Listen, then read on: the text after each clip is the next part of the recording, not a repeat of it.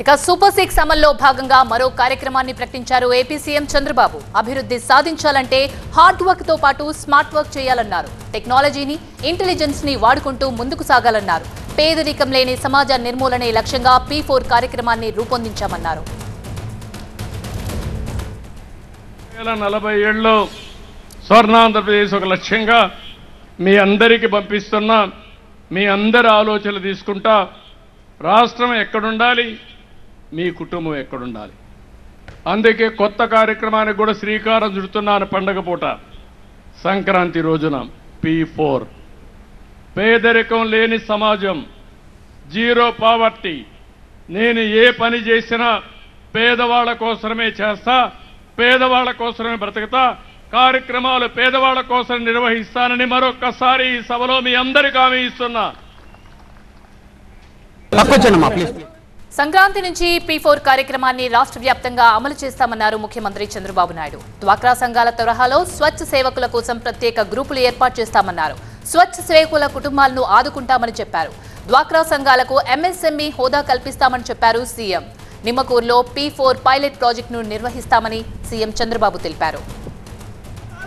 P4 అది కూడా work out చేస్తున్న ఆ ఊరిని ఇప్పుడు టేకప్ చేస్తాం. ఫస్ట్ ఫేజ్లో ఆ ఊరిని టేకప్ చేసి మళ్ళీ రాష్ట్రం అంతా కూడా చేస్తాం. జనవరికి దీనికి లాంచ్ చేస్తాం ప్రోగ్రామ్ని. ప్రూఫ్ ఆఫ్ కాన్సెప్ట్ కింద నిమ్మకూరు ఫస్ట్ ప్రాజెక్ట్ కింద స్టార్ట్ చేస్తాం.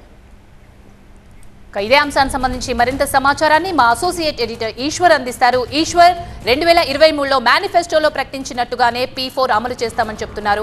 పేదరికం లేని సమాజ నిర్మాణమే లక్ష్యంగా ఈ P4 కార్యక్రమం ఉంటుంది. పేదలకు ఏ విధంగా హెల్ప్ఫుల్ గా ఉంటుందంటారు ఈ ప్రాజెక్ట్? ధనిక పేద వర్గాల మధ్య వ్యత్యాసాన్ని తగ్గించడమే ఈ P4 లక్ష్యం.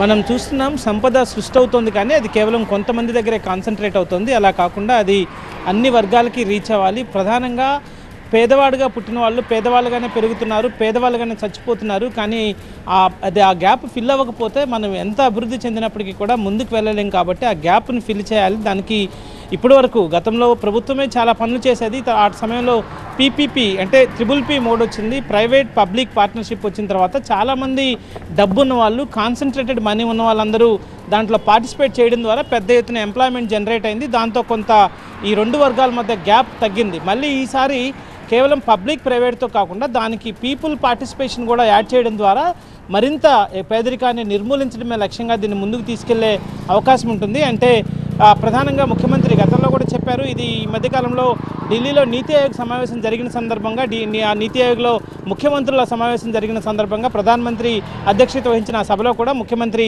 దీనికి సంబంధించి గట్టిగా నొక్కి వక్కాణించారు.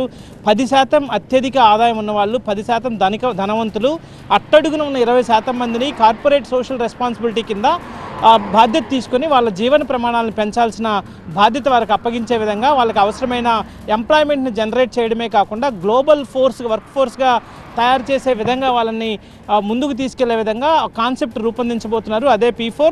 దానికి సంబంధించే పైలట్ ప్రాజెక్ట్ నిమ్మకూరులో చేపడతామని చెప్పారు. సంక్రాంతి రోజున దీన్ని లాంచ్ చేస్తామన్నారు.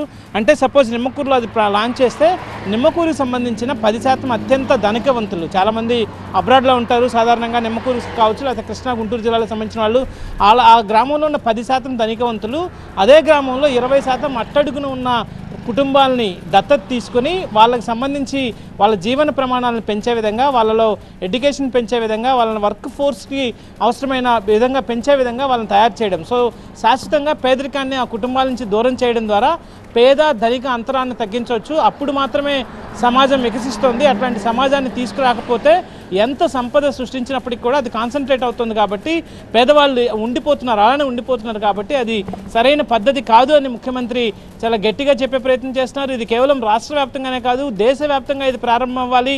దేశవ్యాప్తంగానే పెద్ద స్థాయిలో ఇది జరిగితే మాత్రమే భారతదేశం ఇంకా వేగంగా ముందుకెళ్లే అవకాశం ఉంటుందని చెప్పి ఆయన చెప్తున్నారు. అదే కాన్సెప్ట్ని ముఖ్యమంత్రుల సమావేశం, దేశం మొత్తం మీద జరిగిన ముఖ్యమంత్రుల సమావేశంలో చర్చించారు.